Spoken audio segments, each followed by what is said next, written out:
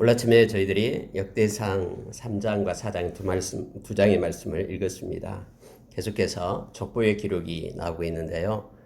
특히 이제 3장에 가서는 다윗 왕의 족보가 나오고요. 다윗 왕부터 솔로몬, 그리고 이제 4장부터 이제 각 지파별로의 족보가 기록이 되어 있습니다. 유다 지파부터 시작해서 시몬 지파로 이어지고 있음을 우리가 읽었습니다. 말씀의 몇 군데를 우리가 깊게 묵상하기를 원합니다. 그리고 기도하는 시간 갖도록 하겠습니다. 오늘 처음에 읽은 말씀 가운데 3장에 보니까요, 다윗이 나옵니다. 그런데 여러분, 다윗에 대해서 우리가 쭉 내용을 보게 되면은 우리가 다윗 그러면 성군 다윗, 하나님의 마음에 합한 자, 하나님을 너무너무나 사랑하는 자, 우리가 시편 읽으면은 시편 절반을 다윗이 썼잖아요. 너무너무나 하나님께 그의 마음과 또 그의 모든 삶을 드렸던 그런 다윗의 모습을 보고 우리는 우리도 다윗처럼 하나님을 사랑하고 하나님을 위하여 기뻐하고 또 하나님과 동행하는 그런 사람이 되어야 되겠다라고 우리는 생각을 합니다. 그리고 또 그 믿음을 본받기를 원합니다. 그런데 그 이면에 보면은 다윗도 역시 하나님 앞에 너무나 우리와 똑같은 성정을 가진 인간인지라 너무나 또 죄악 가운데 있었음을 우리는 너무나 잘 압니다. 또 그의 자녀들이 또 숱한 그런 환난과 어려움 가운데 있었음도 합니다. 다윗의 일생을 쭉 살펴보면은 그가 13년간 사울 왕을 피해서 그렇게 도망쳐 다녔던 그런 숱한 어려움, 또 많은 대적들이 또 다윗을 두르고 애워쌌던 것들, 그의 자녀들이 서로를 죽이고 또 심지어 자식이 아버지를 그렇게 압살롬이 배반해가지고 아버지를 죽이겠다고 쫓아다니고 이런 숱한 어려움과 고난과 환난 가운데 있었음을 우리는 너무나 잘 압니다. 또한 여러분 오늘 읽는 말씀 가운데는요, 또 다윗의 이면을 또 보게 됩니다. 다윗의 아들들이 나와요. 다윗의 아들들이 나오는데 이렇게 세보면은 19명이나 됩니다. 다윗의 아내들도 쭉 나오는데요. 여기에 기록된 아내 숫자가 9명이 기록되어 있고요. 물론 이것은 그 부인들 직접 그 다윗이 함께 결혼했던 부인들의 아들들이 19명이요. 그리고 또 첩이 있어요. 서기에 보니까 첩의 아들들의 이름은 나오지 않습니다. 9절에 보니까 다 다윗의 아들이요.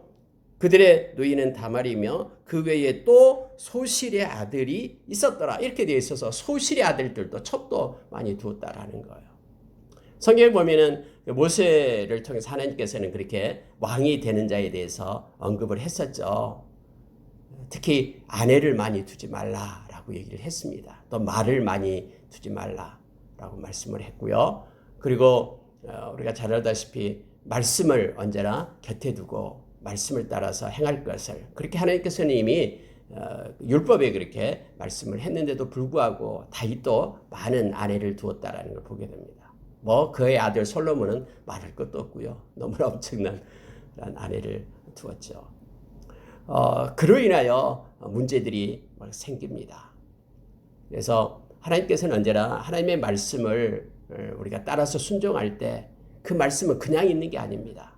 말씀을 순종하는 자에게는 하나님의 복이 임하고 또 평안함과 또 하나님이 선하시게 이끄심을 우리는 너무나 잘 압니다. 오늘 읽은 것 중에서요, 특히 여러분 여기에서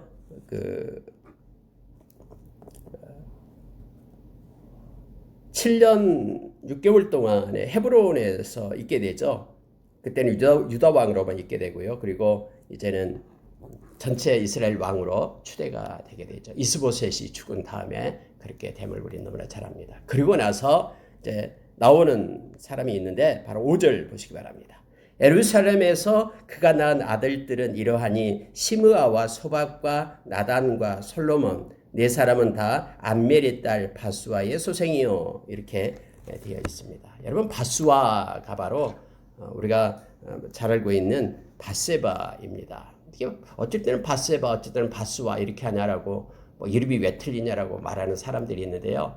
이거는 이제 기록하는 사람에 의해서 이렇게 달라집니다. 연음으로 나기 때문에 그렇게 구전이 되어왔고 또는 기록을 하면서 이렇게 이름이 조금씩 달라집니다. 어제도 아간을 아갈 이렇게 표현했듯이요. 그래서 이걸 또 이상하게 볼 필요는 없습니다. 연음에 의해서 밧세바, 바수아 이렇게 기록이 됐다라고 생각하면 되고요. 다른 부인들은 다 한 명씩 아들을 낳은 걸로 쭉 이어져 왔죠. 6명이나 앞에 쭉 나오고요. 미갈은 물론 첫 번째 부인이었는데 이제 아이가 없었죠. 그래서 미갈은 나타나지 않고 있습니다. 이 족보 자체에도 안 나와요. 미갈은. 그런데 5절에 보니까요. 특히 우리가 우리아의 그 아내였던 그 바세바와 간음하고 또 바세바를 우리아를 죽이고 살인하고 바세바를 아내로 취하잖아요. 그런데 공교롭게도 이 바세바는 4명의 아들을 낳게 됩니다. 여기 나온 그 시므아, 소박, 나단, 솔로몬 이 4사람을 낳게 되었다라고 성경은 기록을 하고 있죠. 그리고 그 중에 솔로몬이 왕이 되어서 다윗을 이어서 통치하는 그런 것을 우리는 역사적으로 잘 알죠. 네, 여러분 이 중에서요. 솔로몬이 첫째가 아니다라는 걸 우리는 잘 알고 있고요. 자, 시므아와 소박과 나단이 있습니다. 이 나단에 대해서 성경은 누가복음 3장에 보면은요, 이 나단을 기록을 하고 있습니다. 여러분 우리가 우리 역사서에서는 이 나단에 대한 내용이 없잖아요. 그런데 누가복음 3장에서는 나단에 대해서 기록을 하고 있는데 이 나단 그리고 솔로몬은 이제 이렇게 예수님이 나시기까지 남자 쪽으로 그러니까 요셉 쪽으로 그 계보가 마태복음 1장에서 이렇게 기록이 되고요. 그다음에 나단은 누가복음 3장에 보면은 나단은 이제 마리아 쪽의 계보로 예수님의 모계 쪽 계보로 인하여 그렇게 연결되었음을 보게 됩니다. 두 축이 바로 다윗으로부터 나서 예수 그리스도가 나실 때까지 마리아와 요셉 그 계보가 이렇게 해서 연결됨을 성경으로 이건 보게 합니다. 오늘 말씀은 그거예요. 그 다윗에 대해서 우리가 생각할 때 다윗이 하나님을 섬기고 잘 의지하고 하나님께 영광 돌리고 하는 그런 모습들, 그 믿음의 모습을 우리는 본받아야 됩니다. 그리고 다윗처럼 하나님을 사랑해야 됩니다. 그러나 다윗이 행한 모든 것들을 우리가 다 본받을 필요는 없다라는 거예요. 무슨 얘기냐면요. 어떤 사람이 뭔가를 행한다고 해서 하나님을 잘 섬겨한다고 해서 그의 삶의 모습까지도 말씀이 아닌 것을 따라서는 안 된다라는 것을 우리는 기억을 해야 됩니다. 물론 신앙적으로 존중받고 또 신앙적으로 많은 영향력을 끼친 그 분이지만 그것을 말씀의 조명 아래 두어야지만이 믿음의 백성들은 말씀의 조명 아래 둔 것을 따라야 된다라는 거예요. 이게 모든 것을 우리 인간은 연약하다는 걸 알게 됩니다. 우리가 아브라함은 믿음의 조상으로 너무나 잘 알고 있잖아요. 그리고 그 믿음이 너무나 크잖아요. 그럼에도 불구하고 아브라함이 하나님 앞에 잘못한 것들이 있잖아요. 우리가 그것까지 본받아서는 안 된다라는 거죠. 다시 말하면 말씀의 조명이 필요하다라는 거예요. 오늘날 전 열방 가운데 또 우리의 역사상 우리의 믿음의 선진들이 있어요. 그들의 선진들이 어떤 환난과 어려움 중에도 믿음을 지키고 말씀을 따라 사는 것은 너무너무나 존귀하고 보배롭습니다. 그래서 히브리서 13장에서도 믿음의 그러한 선진들의 모습을 우리로 하여금 본받아라라고 그렇게 얘기를 합니다. 그러나 그들이 말씀 앞에 놓여있지 않는 것들, 연약하기 때문에 그런 것을 우리는 따라가고 그러한 전통을 그러한 습관을 따라가서는 안 됩니다. 언제나 우리의 기준은 말씀에 두고 말씀 아래 조명 아래 그들의 그러한 믿음의 모습을 따라가야 됨을 알게 합니다. 오늘 이 다윗의 그 아들들의 모습을 쭉 기록하면서 나타나고 있는데요. 성경 말씀에는 하나님께서 아내를 많이 두지 말라라고 얘기합니다. 그래서 그러한 어려움과 힘듦이 바로 이것으로부터 나타났음을 우리는 깨닫게 합니다. 여러분 우리가 읽었던 족보 중에요. 특히 15절을 한번 보시기 바랍니다. 3장 15절에는 요시아에 대해서 나오고 있는데요. 요시아의 아들들은 맏아들 요하난과 둘째 여호야김과 셋째 시드기야와 넷째 살룸이요 이렇게 기록이 되어 있습니다. 그리고 여호야김의 아들들은 그의 아들 여고냐 그리고 그의 아들 시드기야요 이렇게 기록이 되고 있음을 보게 되는데요. 우리가 마지막 이제 유다가 망하기 전에 이제 요시아 그 성군 요시아의 아들들에 의해서 통치가 되다가 그들이 하나님을 떠나게 되고 또 그로 인하여 이제 유다가 바벨론에게 멸망당하는 것을 이미 우리는 봤습니다. 그런데 여기서 여러분요. 한 가지 아들이라는 단어를 우리가 기억하고 넘어가기를 원합니다.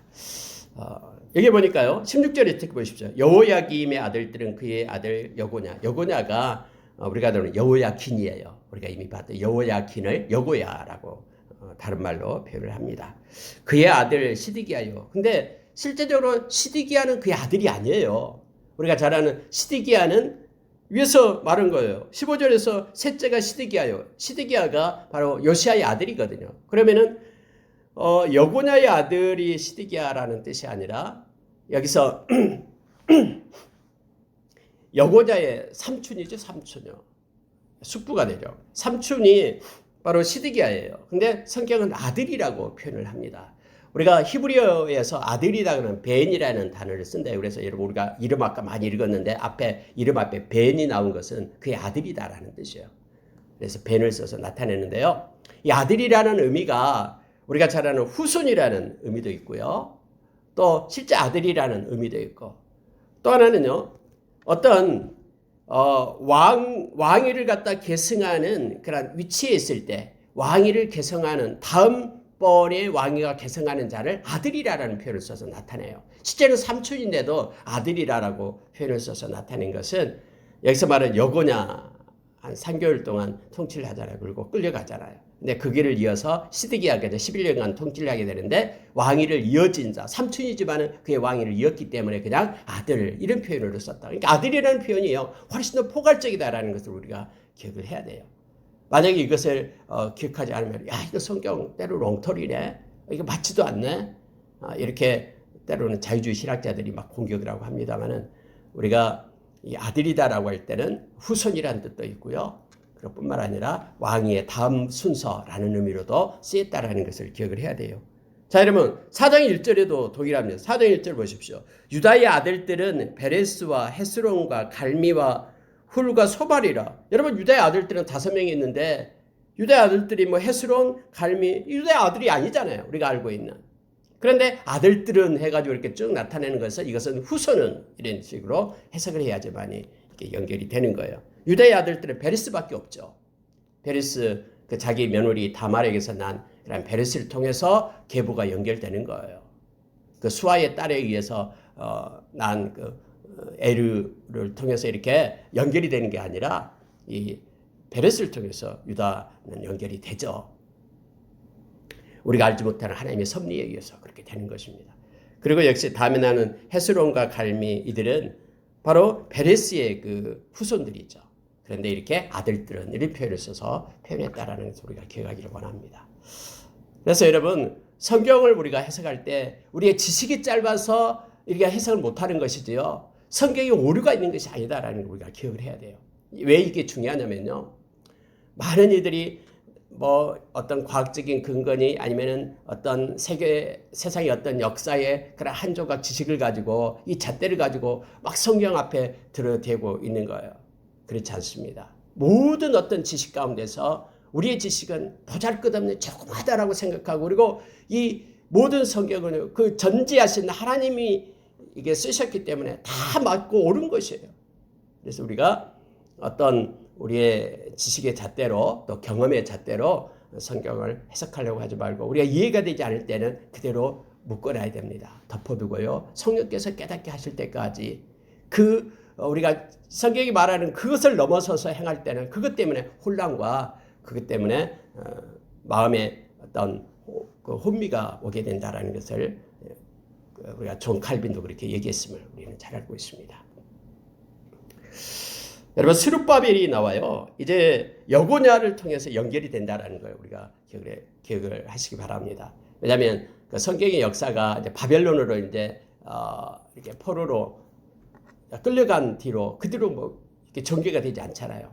물론 이제 우리가 마태복음 1장에서는 그 계보를 우리가 알 수가 있겠지만요. 그 성경에 기록해 줬기 때문에요.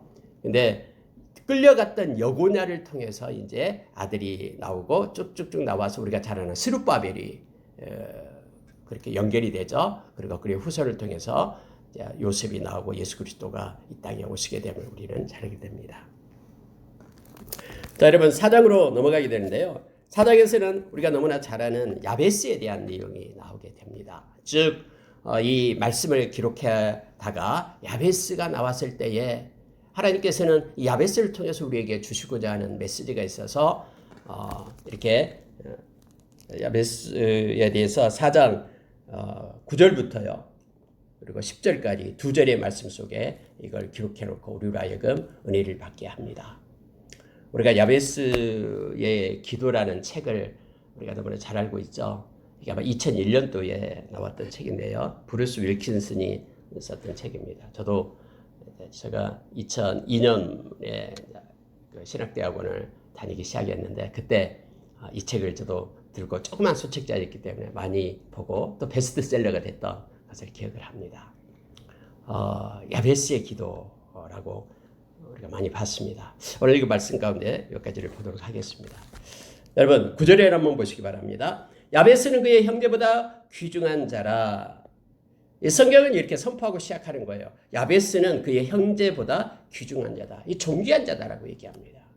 왜 그가 존귀한 자인가를 성경은 가르쳐주고 있는데요. 그의 어머니가 이름하여 이르되 야베스라 하였으니 이는 내가 수고로이 낳았다 함이었더라. 그가 태어날 때 그가 순탄치 않는 모습으로 태어났다라는 것을 성경은 제시해주고 있고요. 야베스가 이스라엘 하나님께 아뢰어 이르되 주께서 내게 복을 주시려거든 나의 지역을 넓히시며 주의 손으로 나를 도우사 나로 환난을 벗어나 내게 근심이 없게 하옵소서 하였더니 하나님이 그가 구하는 것을 허락하셨더라 라고 성경은 기록을 하고 있습니다. 여러분 역대상하를 기록한 분이 우리가 유대 전승의 에스라라고 얘기했죠. 에스라가 그 역사를 볼 때 그리고 이 족보를 처음에 기록하다 보니까 야베스가 나올 때 너무너무나 자랑스러운 거예요. 야베스가 너무너무나 소중하고 존귀한 거예요. 왜냐면요, 보십시오. 그때 당시 여러분 에스라가 어떤 시대입니까? 나라가 없어요. 그리고 이미 바벨론의 포로로 가 있는 상태예요. 이스라엘 백성이 디아스포라로 다 흩어져 있는 상태예요. 전 열방 가운데요. 그런 상태에 있는 하나님의 백성들에게 힘이 되고 소망이 될 수 있는 것을 발견한 거예요. 역사를 기록하다가요. 야, 이 사람이 바로 야베스다라는 거예요. 그래서 야베스가 왜 존귀한 자다 해서 이렇게 존귀한 자라고 해서 기록을 할 때 첫째는 그거예요. 그가 환난 중에 있었다라는 거예요. 어렵고 힘들고 고난 가운데 있는 사람이었다라는 거죠. 그런데 그 어렵고 힘든 고난 가운데 있는 그가 그 고난에 함몰되고 흡수되는 것이 아니라 그 고난을 뚫고 일어선 자가 바로 야베스다라는 거예요. 지금 이스라엘 백성이 다 흩어져서 그런 노예살이하고 있는데 그런 고난 중에 있지만은 하나님 의지하고 일어설 수 있는 힘을 야베스로부터 공급을 받는다라는 것을 보고요. 그가 정말로 존귀한 자다라고 생각하면서 족보 중에 야베스의 기록을 이렇게 써놓은 거예요. 하나님께서 또한 많은 고난과 환난 가운데 있는 사람들에게 너희들이 이러한 형편에 있지만 야베스처럼 너희들도 그 고난을 뚫고 일어서라라고 오늘 이 메시지를 기록해놓고 읽는 사람마다 소망을 주고 있음을 보게 됩니다. 여러분 그래서 그 형제보다도 귀중한 자라라고 말합니다. 원래 야베스라는 뜻이요 수고라는 뜻이죠. 슬픔, 수고. 그래서 야베스 그러면은 슬픔의 아들이라는 뜻이에요. 이 어머니가 야베스를 낳을 때에 자세하게 성경은 기록되어 있지 않기 때문에 몰라요. 그러나 내가 수고로 낳았다라는 것은 어려운 중에 난산 중에 이 아이를 낳은 거예요. 그래서 그리고 또 아마 그의 몸이 어떤 상태인지는 성경에 기록되지 있지 않지만 그의 기도 중에 보면 알아요. 그의 환난을 거둬달라고, 이 환난에서 벗어나게 해달라고 이렇게 기도하고 있잖아요. 그럼 그가 어려움과 고통 속에 있었다라는 것을 보게 됩니다. 이름처럼요. 그러한 환난과 어려움이 올 때에 누가 존귀한 자냐면요. 이 환난과 어려움이 없는 자가 존귀한 자가 아니에요. 환난과 어려움이 올 때에 귀중한 자는 그 환난과 어려움 중에서 하나님의 이름을 부르는 자가 존귀한 자다라는 것을 성경 우리에게 말해줍니다. 우리가 베드로전서 1장 7절에 누차 묵상하고 있잖아요. 우리가 주님 앞에 서게 됩니다. 이 세상 끝나고요. 그럼 주님께서는 우리가 이 땅에 이 세상에서 행한 것이 뭐냐면은 믿음으로 행하는 것, 금보다도 더 존귀하게 여기는 것이 믿음으로 행한 것이다라고 성경이 가르쳐 주잖아요. 그래서 우리 주님이 우리를 칭찬하고 우리에게 영광을 주고 또 우리를 존귀케 한다라고 그것 때문에요. 여러분 이 땅에서 환난이 오고 어려움이 올 때는요. 우리가 믿음으로 살아낼 수 있는 기회가 된다라는 거예요. 하나님이 보고 계세요. 우리 주님께서도 히브리서 5장 8절 9절에 보니까요. 우리 주님께서 고난이 올 때마다 순종함으로 온전케 되었다라고, 온전히 하나님의 사역을 이루었다라고 말합니다. 우리의 삶 가운데 어려움이 오고 또 고난이 오고 힘듦이 올 때요, 우리는 믿음으로 일어설 수 있는, 또 믿음을 나타내서 하나님께 영광을 돌릴 수 있는 기회다라는 것을 우리가 기억하면서, 그때 환난이 없어서가 아니라, 평안 가운데 있는 것이 존귀한 자가 아니라, 환난이 올 때 하나님을 부르고 또 믿음으로 일어서는 것, 이것이 가장 존귀하고 보배로운 것임을 말씀을 우리에게 가르쳐 줍니다. 지금 코로나 때문에 어려움이 있어요. 전 세계 열방 가운데 어려움이 있습니다. 그럼에도 불구하고 이러한 가운데 우리가 하나님의 이름을 부르고 하나님 앞에 서는 것, 하나님으로부터 힘을 얻고 하나님을 의뢰하고 의지하는 것, 광야 가운데 있다 할지라도 하나님의 이름을 부르는 것, 이것이 하나님께 가장 존귀하고 믿음의 모습임을, 하나님이 기뻐하는 모습임을 우리가 기억하기를 원합니다. 여러분, 왜 또 그가 귀중한 자냐 하면은요, 그의 고백을 보면 알 수 있어요. 자, 10절에 다시 볼게요. 야베스가 이스라엘 하나님께 아뢰어 기도하는 자라라는 겁니다. 여러분, 기도는 아무나 할 수 있는 게 아니죠. 심령이 가난한 자가 기도할 수 있는 것입니다. 그래서 하나님으로 부욕해 되기를 원하는 자가 기도하는 자예요. 하나님 앞에 겸손해지는 자가 기도하는 자죠. 마음이 교만하면요, 절대로 기도하지 못합니다. 하나님의 도움이 필요 없거든요. 그러나 마음이 겸손한 자, 그가 기도하는 자예요. 즉 겸손한 자, 하나님께 기도하는 자가 존귀한 자다라는 것을 성경은 우리에게 가르쳐 줍니다. 하나님께 아뢰입니다. 심지어 그러냐, 주께서 내게 복을 주시려거든, 이렇게 말하죠. 자, 이 말씀 가운데는요, 복의 근원이 주님임을 그는 알고 있었어요. 이 바라크라는 복이요, 바로 주님이 주신 것이다. 하나님이 복을 주시는 것이지 세상과 어떤 것으로부터 우리가 복을 받는 게 아니라 온전히 복의 근원은 하나님이다. 하나님이 주셔야지만이 복을 받는다라는 철저한 신앙이 그에게 있었기 때문에 그는 존귀한 자라고 성경은 말합니다. 여러분, 놀랍게 이 바라크라는 복이라는 이러한 히브리어는요, 무릎을 꿇다라는 뜻이 있어요. 무릎을 꿇다가 기도하다가요, 복이라는 뜻이요. 그래서 기도하는 자가 복 있는 자예요. 복의 근원은 하나님이고요, 하나님 앞에 엎드려 기도하는 자가 그가 복 있는 자임을 구약에서는 우리에게 가르쳐 줍니다. 그의 기도를 다시 한번 좀 더 깊게 들어가 보겠습니다. 나의 지역을 넓히시고 라고 되어 있습니다. 지경을 넓혀달라고. 그 옛날 성경은 지경을 넓히다 이렇게 나오죠. 여기는 나의 지역을 넓혀달라고 얘기해요. 그 지역이 뭔지 모릅니다. 사업이 될 수도 있겠고, 목표가 될 수도 있겠고, 하나님을 사랑하는 영역이 될 수도 있겠고, 어쨌든 지금이 가지고 있는 이 영역, 이 지경, 이 지역을 하나님께 넓혀달라고 요청하고 있는 거예요. 하나님, 내 힘으로가 아니라 하나님께서 열어주십시오. 빗장을 잠글었던 것을 하나님이 열어서 더 큰 곳으로 나아가게 해주십시오. 이렇게 하는 거예요. 하나님, 우리의 마음 가운데 있는 기쁨의 영역을 하나님 넘어서게 해주십시오. 사랑의 그 영역을 확장시켜 주십시오. 하나님, 우리의 기도의 영역을 이제는 확장시켜 주십시오. 하나님께 복을 구하면서 이 지경을 넓혀달라고, 나의 사업의 영역을 확장시켜 주십시오. 하나님께 영광 돌리는 그 모든 일들을 더 확장시켜 주십시오. 더 많이 하나님께 영광 돌리게 해주십시오.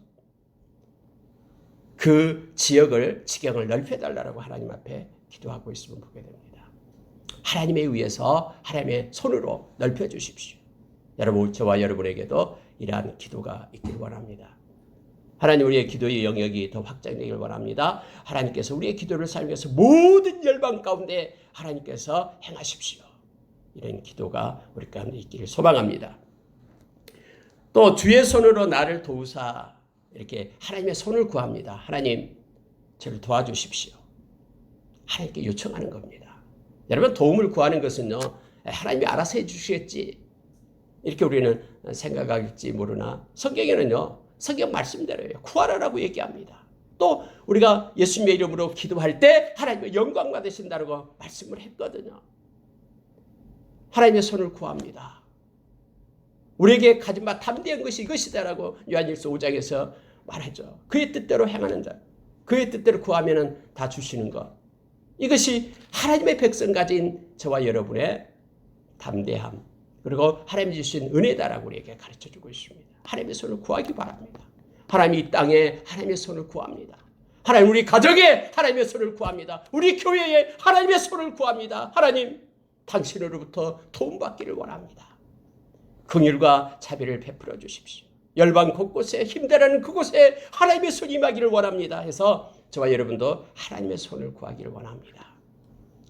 불의가 있고 또 가증한 죄악이 있는 곳에 하나님의 손이 나타나면 그것은 심판입니다.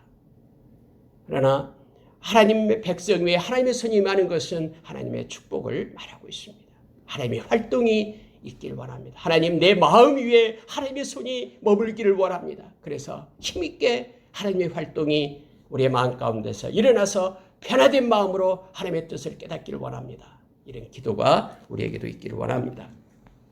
나로 환난을 벗어나 내게 근심이 없게 하옵소서 하였더니 라고 표현되고 있죠. 근심이 없게 해주십시오. 여러분, 근심 없다라는 것은 하나님의 평강을 구하는 것을 얘기하죠.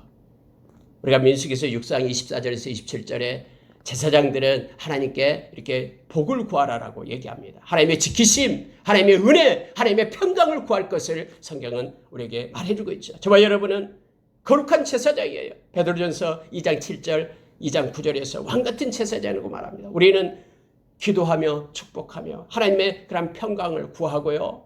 또 평강으로 축복하고 할 그러한 특권이, 권리가 우리에게 있음을 우리는 기억하기를 원합니다. 그래서 기도할 때마다 많은 이들에게 이러한 하나님의 지키심, 하나님 저들에게 얼굴을 향해서 하나님의 지키심과 하나님의 은혜와 하나님의 평강을 주십시오. 우리 자녀에게도 동일하게 해주십시오. 그들의 마음 가운데 근심이 소멸되고 걱정이 떠나가고 하나님의 신 평강으로 채워지게 해주십시오.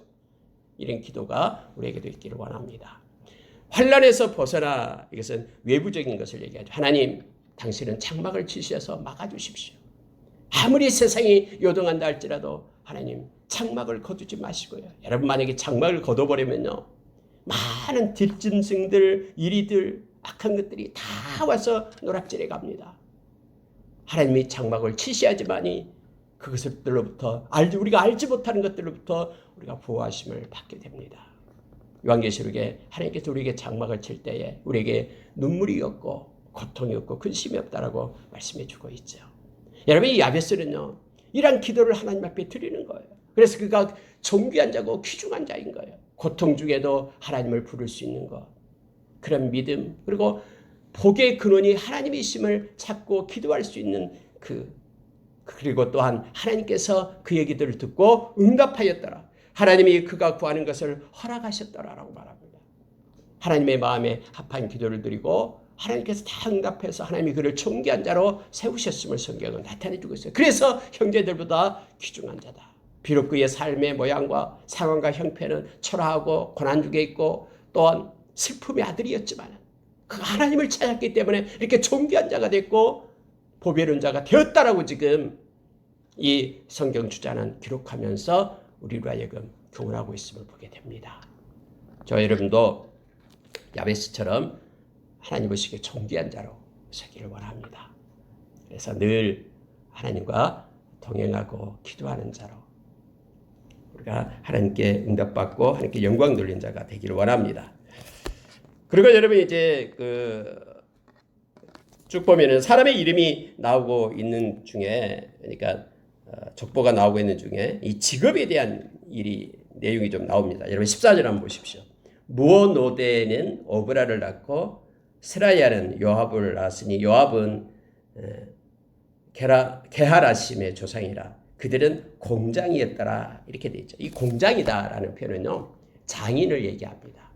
뭔가 만들고 할 수 있는 그런 장인들을 갖다 공장이다라고 얘기합니다. 성경에서는요, 이 직업에 대해서 그걸 어떻게 직업의 귀천을 따지는 게 없습니다.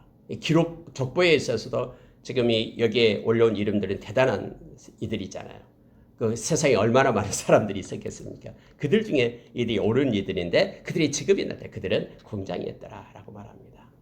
우리가 이 세상에도 여러 가지 직업들이 있잖아요. 옛날보다 훨씬 더 많죠. 요즘에는 이상한 직업들도 많이 있습니다. 그러나 그 직업이 예를 들어서 하나님의 말씀에 어긋나지 않는다 그러면 우리는 다 존중해 줘야 되고 또 그것이 삶이기 때문에 삶 가운데 그걸 통해서 하나님께 영광 돌리고 또 하는 일들 가운데 그리스도의 향기를 나타내는 우리가 되기를 원합니다. 직업 가지고 뭔가를 따져서는 안 됩니다. 물론 하나님께서 싫어하고 가증스럽게 여기는 직업들도 있습니다. 그런 것들은 우리가 피해야 됩니다만은 여기에 나타나는 족보 속에서도요, 이 못을 만들고 하는 공장이라는 직업이 나타나게 되고요.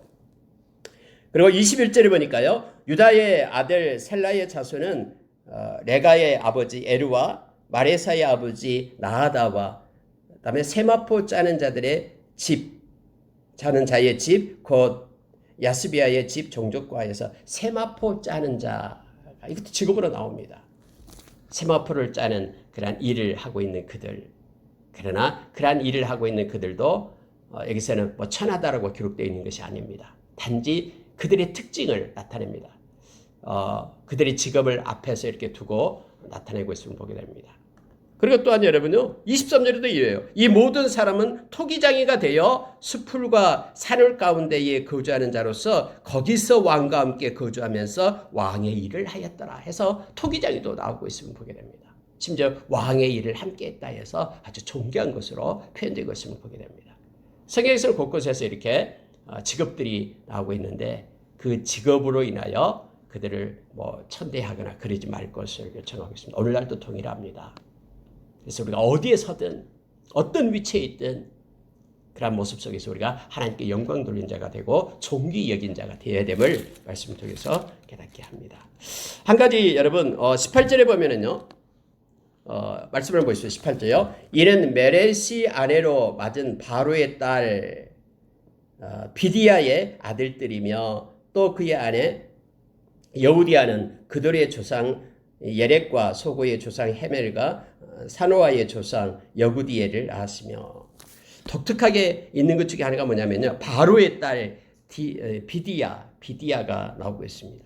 바로의 딸이 이 메렛하고 결혼했다라고 얘기합니다. 여러분, 그때 당시 바로는 엄청난 제국의 딸이었죠. 공주였죠. 굉장했죠. 근데 이 비디아가 바로 메렛하고 결혼을 하게 되었다라고 성경은 기록을 하고 있어요. 뭐 다른 내용, 다른 데는 어디에도 없어요.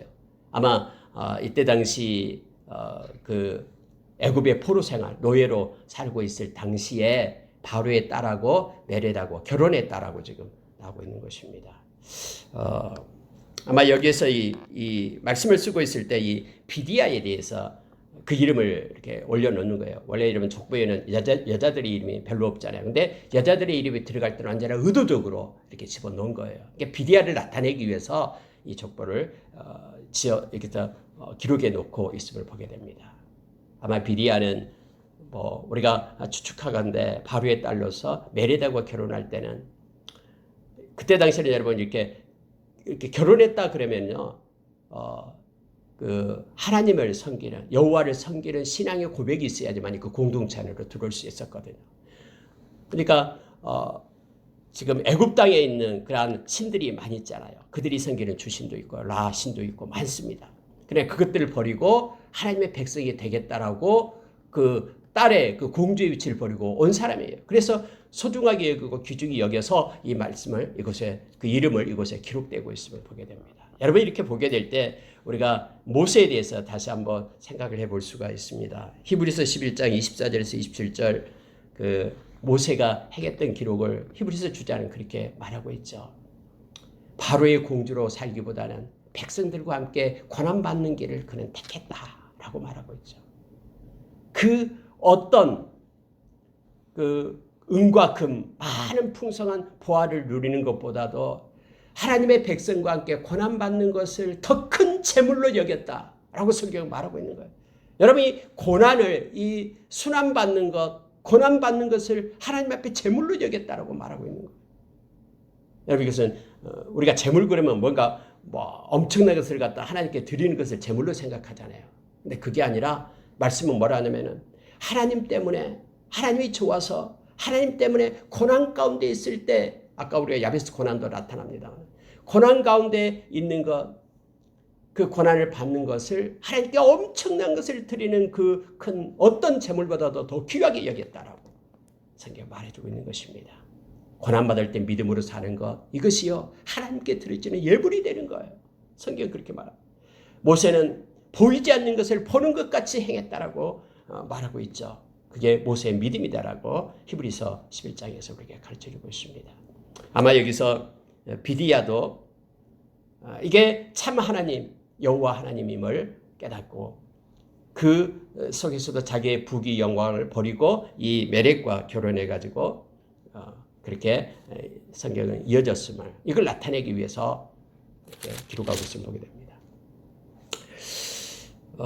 우리가 삶 가운데 어려움이 있고 힘듦이 있을 때마다 우리는 이때 하나님을 의지하고 믿음으로 사는 것, 이것이 하나님은 너무너무 기뻐하시며 우리가 주님 만났을 때 내가 그때 보았다.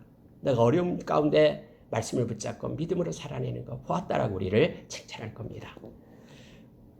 이제 유다 지파에 대해서 4장에 쭉 기록이 되고 있고, 여러분 원래 유다 지파가 먼저 기록이 됩니다. 왜냐하면 이때 당시에 바로 기록된 게 아니잖아요. 아까 얘기했던 450년경에 지난 날을 돌이켜보면서 하면은 그의 그 축이 유다 지파를 위해서 왕들이 이어졌기 때문에 유다 지파가 먼저 기록이 되게끔 되는 거예요. 그리고 나서 이제 시몬 지파가 기록이 되는데요. 갑자기 왜 시몬 지파가 나올까? 가장 연약한 지파가 시몬이었죠. 유다 지파는 가장 강한 지파였고요. 심지어 시몬 지파는요, 그 땅도 분배를 받을 때 분배될 땅이 없었어요. 그래서 유다 지파가 이미 분배받은 가운데 저 한쪽 구석 그 유다 지파 중앙에 시몬 지파가 그 땅을 얻어서 그곳에 가게 되잖아요. 여러분 창세기 49장에서 야곱이 아들들을 놓고 축복하는데 그때 이 시몬 지파는 저주를 받죠. 왜냐하면은 우리가 잘 아는 그런 디나가 강간당했을 때 속여가지고 할례라는 것을 속여가지고 그 세겜 그쪽 지역에 있는 남자들 다 죽여버리잖아요. 레위하고 같이 가세요. 그것 때문에 어떤 그 야곱의 저주를 받게 되냐면 흩어지게 될 것이다라고 말해요. 그래서 여러분요, 그 인원수를 보게 되면 가장 마지막에 때는 2만 몇 명밖에 되지 않습니다. 가장 적은 지파로 흩어지게 됩니다. 그러한 상태에 있어서 자 27절 한번 보시기 바랍니다. 시므이에게는 아들 16과 딸 6이 있으나 그의 형제에게는 자녀가 몇이 못 되니 그들의 온 종족이 유다 자손처럼 번성하지 못하였더라 라고 성경 기록해 있어서 유다 지파 속에서 있게 돼요. 그런데 유다 지파와 함께 기록이 된 게 뭐냐면요, 유다 지파와 함께 그들이 어떤 일들을 행했기 때문에, 그래서 유다 지파 다음에 시몬 지파가 이렇게 기록이 되고 있음을 보게 됩니다. 이러한 연약한 지파지만은요, 성경에는 뭘 나타내고 있냐면은 38절 이하에요, 그들의 공로에 대해서 말하고 있습니다. 비록 지파는 연약하지만은, 자, 성경은 이렇게 말하고 있는데요. 38절 보시고 마치겠습니다. 여기 기록된 것들은 그들의 종족과 그들의 가문의 지도자들의 이름이라. 그들은 매우 번성한지라 라고 되어 있습니다. 40절에 보니까 기름지고 아름다운 목장을 발견하였는데 그 땅이 넓고 안정되고 평안하니. 42절에 보니까 시몬 자손 중에 500명이 이시 아들 블라다와 느아라와 느바야와 그다음에 우시엘을 두목으로 삼고 세일산으로 가서 피신하여 살아남은 아말렉 사람을 치고 오늘까지 거기에 거주하고 있더라. 해서 여러분요, 이 말씀을 쓴 오늘까지다라는 것은 아까 에스라 주자라면 바로 450년 그 시점을 가리키는 거예요. 그때까지 그곳에서 지금 번성하면서 시몬 지파 사람들이 이렇게 목장을 이루고 평안하게 그곳에서 살고 있다라는 것을 지금 나타내기 위해서 이거 쓰고 있는 것입니다. 말씀 마치겠습니다. 비록 시몬 지파가 연약하지만은 그 지파 가운데도 번성하는 이들이 있다라는 것을 성경은 말해주고 있습니다.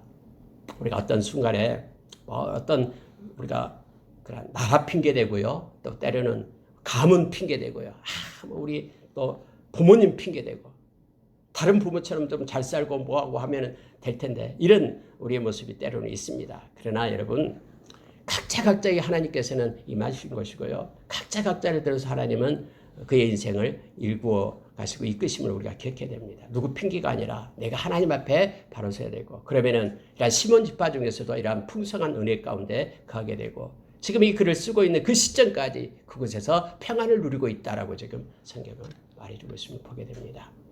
말씀 마치겠습니다. 오늘 하루도 주님이 주신 그런 은혜 가운데 우리가 가길 원합니다.